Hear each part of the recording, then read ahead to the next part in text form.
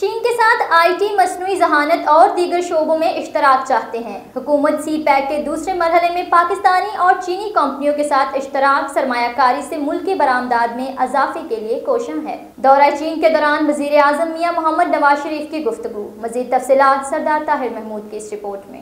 وزیر اعظم شہباز شریف نے کہا کہ چین کے ساتھ انفارمیشن ٹیکنالوجی، مصنوعی ذہانت، جدید زراعت اور دیگر شعبوں میں اشتراک کو فروغ دینے کے لیے خواہش مند ہیں۔ وزیر اعظم آفس میڈیا ونگ سے جاری پریس ریلیز کے مطابق چین کی کمیونسٹ پارٹی کے سربراہ اور صوبہ گوانگ ڈونگ کے نائب سربراہ منگ فینلی نے وزیر اعظم شہباز شریف سے ملاقات کی، جہاں منگ فینلی نے وزیر اعظم کا شنزن آنے پر خیر مقدم کیا اور انہیں شنزن کے حوالے سے تفصیلی طور پر آگاہ کیا۔ وزیر اعظم نے کہا کہ کئی برس بعد شنزن آ کر دلی خوشی ہوئی ہے۔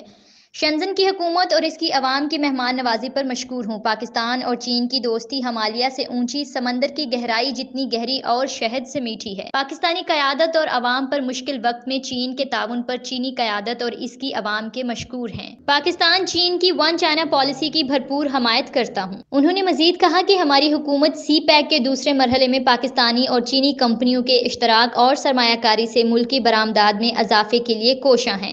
اپنے دورے کے شنزن سے آغاز کا مقصد شنزن کی ترقی، بالخصوص انفارمیشن ٹیکنالوجی کے شعبے کی ترقی سے سیکھنا ہے۔ پاکستانی حکومت جدید ٹیکنالوجی سے ملکی زرعی شعبے کی پیداوار اور زرعی برآمدات میں اضافے کے لیے کوشاں ہے۔ پاکستان چین کے ساتھ انفارمیشن ٹیکنالوجی، مصنوعی ذہانت، جدید زراعت اور دیگر شعبوں میں اشتراک کے فروغ کا خواہاں ہے۔ پاکستان کی سب سے بڑی قوت اس کی نوجوان افرادی قوت ہے، جو ملکی آبادی کی 60% ہے۔ شنزن اور پاکستان میں یہ قدر مشترک ہے۔ امید کرتا ہوں کہ شنزن میں پاکستانی طلباء کی تعداد میں مزید اضافہ ہوگا۔ اس موقع پر منگ فینلی نے کہا کہ چین اور پاکستان کی دوستی بہت مضبوط ہے اور گہری ہے۔ شنزن کی حکومت اور شنزن کے لوگوں کے لیے آپ کی میزبانی اعزاز کی بات ہے۔ امید کرتا ہوں کہ آپ کی چینی اعلیٰ قیادت، بالخصوص چینی صدر شی جن پنگ اور چینی وزیر اعظم لی کیانگ کے ساتھ ملاقاتیں دونوں ممالک کے باہمی تعلقات اور اشتراک داری کے فروغ کے حوالے سے مفید ثابت ہوں گی۔